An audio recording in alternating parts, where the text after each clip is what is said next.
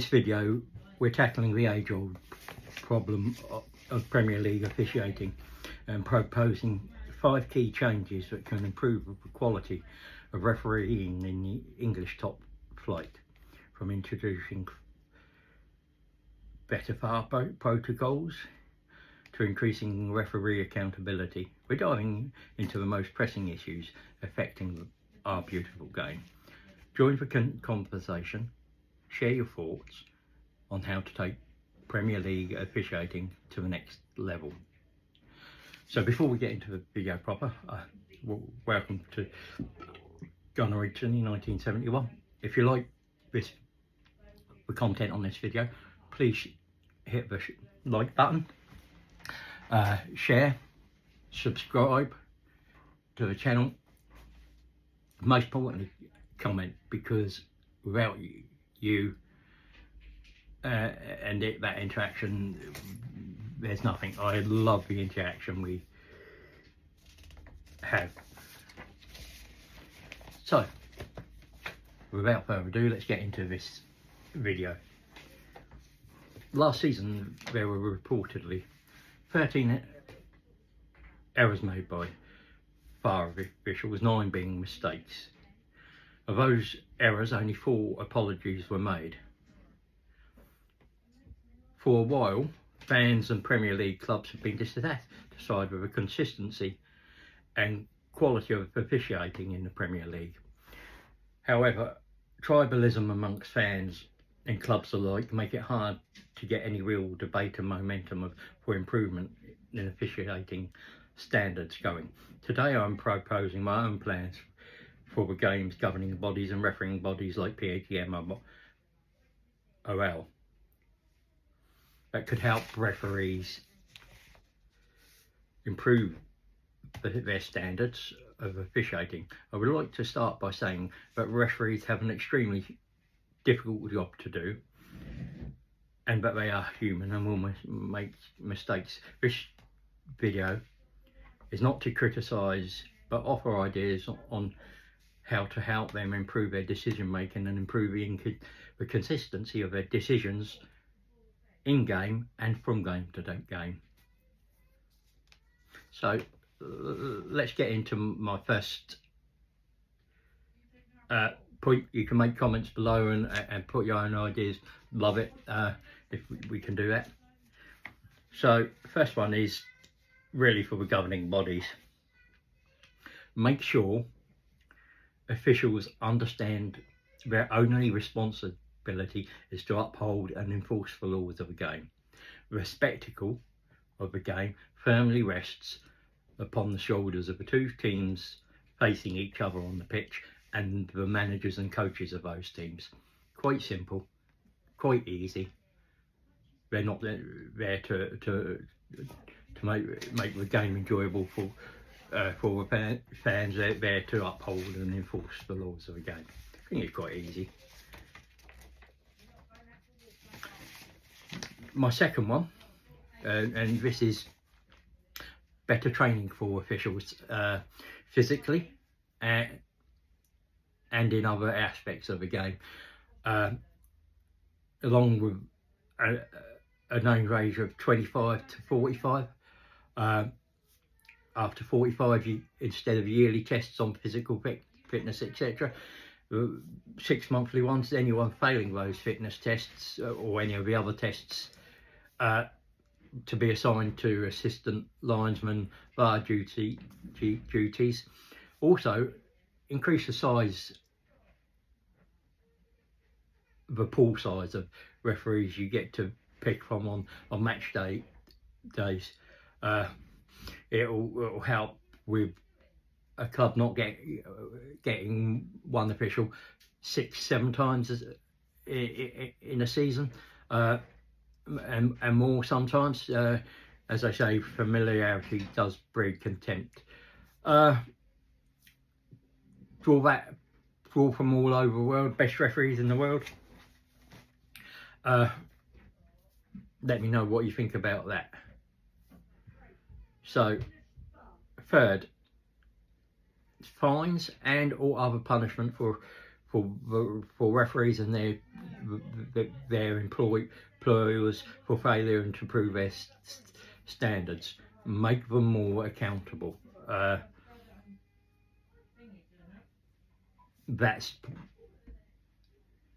probably a really big one. Along with that, I'd like to probably see openness when on shows like Mic'd Up or when talking to ex-referees on Ref Watch, etc. Allow them to be honest, ask the hard questions, follow it up if they're not satisfied with the original answer. Next one, technology. VAR is there.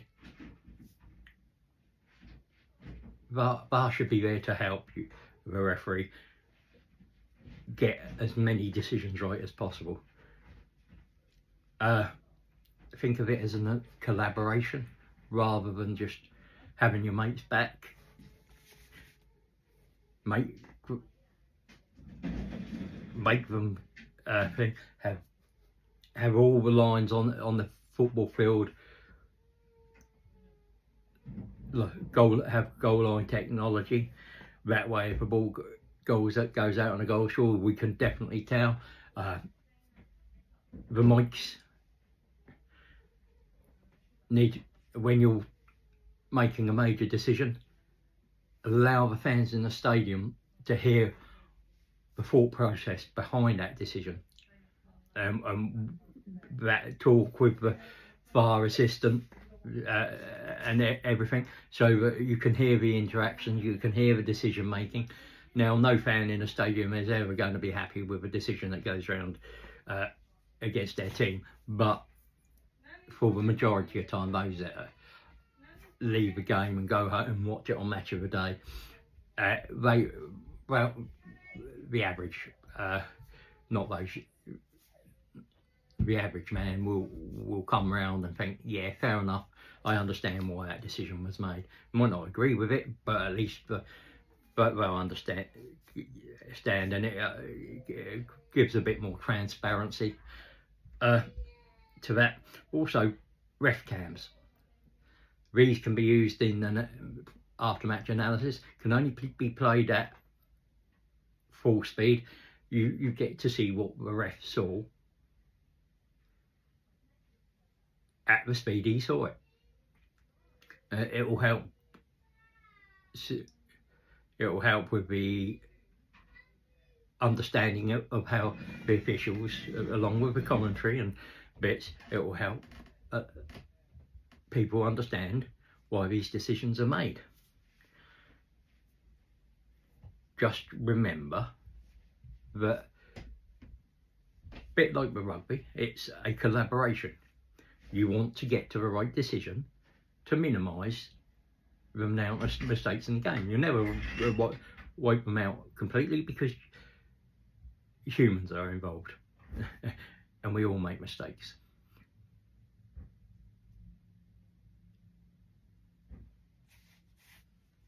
My next one is consistency in game and from game to game, because that's probably the biggest bugbear of a fan from every club. They see a player sent off for bringing a player clear on goal. The following week, it's a yellow, and the decisions in game can be inconsistent as well. You'll give give a foul for something, and then it's an identical situation arises and you won't. Needs to be a bit more consistent there. My last one, which is probably 6 now, but I think we have to have a look at, is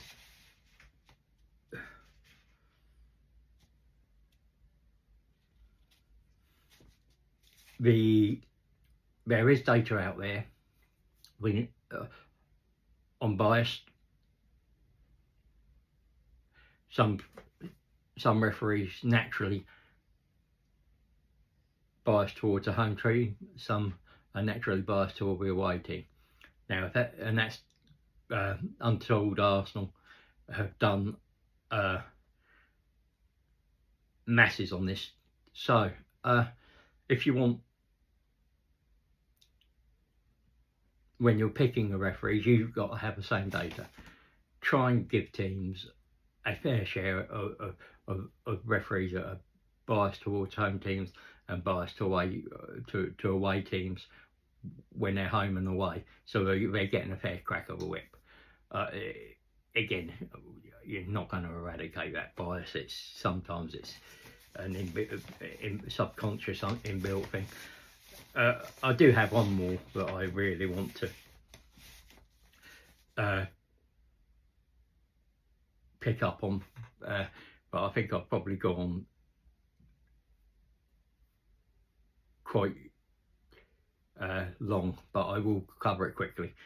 And that is, if you have a rule, a new rule at the start of the season, implement it season long. Don't drop it 2 or 3 weeks into a game because you can't be bothered, or you don't think it's working. Wait till the end of the season and then stop it.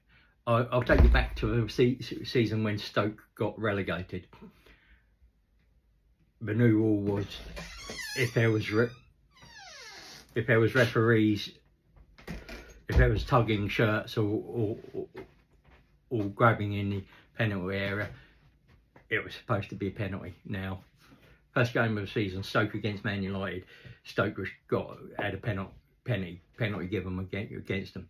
Second and third games of the season the same, and then after the third game of the season, that rule just seemed to disappear from officiating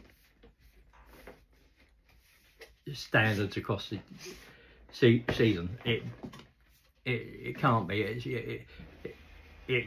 One team gets the wrong end of the stick. So we've talked about improving the fitness of the referees, making sure that they know that they're there to uphold the rules and enforce the rules. We've talked about VAR being a collaborative thing, not backing your mate up, because at the end of the day we want the officials to get the right decision. We want consistency, game to game and in game. We've talked about better training, bigger pools of players. We've talked about bigger pools of referees, better officiating, more accountability. So let me know what you think about what I've just said in this video. What ideas have you got? Drop them in below. I'll interact with you, and maybe together we can improve the rules of officiating.